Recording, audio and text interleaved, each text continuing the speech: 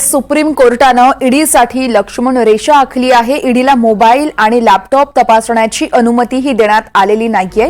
Mobile लॅपटॉपचा access देता येणार नाही, शिवाय डेटा कॉपी देखील करता येणार नाहीये। सुप्रीम कोर्टाचा एक मोठा निर्णय म्हणावा लागेल। ईडीनं धाड टाकल्यानंतर संशयिताच्या खासगी वस्तूंनाही हात लावता येणार नाहीये।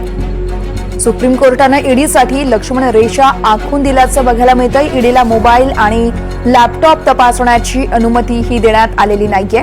मोबाईल लॅपटॉपचा ऍक्सेस देता येणार नाहीये, शिवाय कोणताही पर्सनल डेटा असेल तर तो देखील कॉपी करता येणार नाहीये। सुप्रीम कोर्टाचा हा एक मोठा निर्णय म्हणावा लागेल। ईडीनं धाड टाकली आणि त्यानंतर संशयिताच्या खासगी वस्तूंना देखील ईडीला हात लावता येणार नाहीये।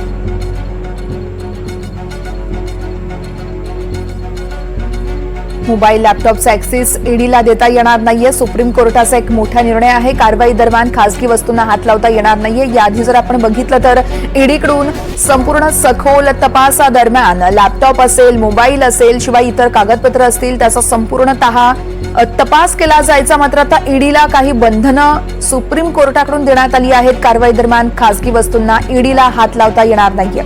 या संदर्भात रामराजे शिंदे आमचे प्रतिनिधी आपल्याला सविस्तर माहिती देतील। रामराजे, सुप्रीम कोर्टाने ईडीसाठी काही निर्बंध लावले आहेत, नेमकं कारण काय आहे आणि निर्बंध नेमके काय असतील ते देखील सांगाल? बिलकुल, कारण सुप्रीम कोर्टाने एक महत्वाचा निकाल दिलेला आहे आणि ईडीसाठी लक्ष्मण रेषा आखलेली आहे। मार्टिन सॅन्टियागो म्हणजेच की फ्युचर गेमिंगचे हे प्रकरण आहे आणि फ्युचर गेमिंगच्या प्रकरणामध्ये मोठी प्रकारे उलाढाल केली जाते आणि त्यामुळे लॉटरी सिस्टीमवर परिणाम होतोय अशा संदर्भात हे प्रकरण होतं। त्यामध्ये ईडीने धाडी टाकलेले आहेत आणि त्यामध्ये लॅपटॉप आणि मोबाईल जे ते ताब्यात घेतले होते। परंतु जेव्हा कोर्टामध्ये हे प्रकरण आलं तेव्हा सुप्रीम कोर्टाने सांगितलेलं आहे की असं कोणाचाही लॅपटॉप किंवा मोबाईल ताब्यात घेता येणार नाही। हा पहिला मुद्दा।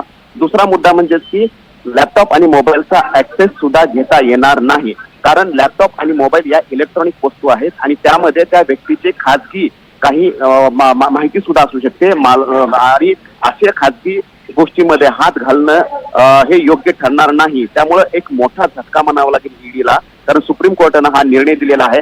आता या प्रकरणामध्ये जो निर्णय दिलेला आहे हा निर्णय हा संपूर्ण देशामध्ये संपूर्ण प्रकरणासाठी लागू असणार आहे का, हा सगळ्यात महत्वाचा मुद्दा आहे। परंतु एक प्रकारे ईडी समोर आता ही लक्ष्मण रेषा आखण्यात आलेली आहे आणि पुढची सुनावणी जी आहे ती घेतली जाणार आहे। पुढची सुनावणीमध्ये एक मोठी कंपनी सुद्धा आहे, अमेझॉन सारखी कंपनी आहे आणि त्यामध्ये सुद्धा अशाच प्रकरणाचे तपासणी करण्यात आली होती ईडी कडून।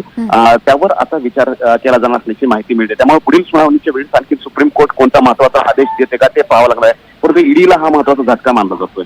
निश्चितच रामराजे, धन्यवाद तुम्ही दिलेल्या या सविस्तर माहितीसाठी।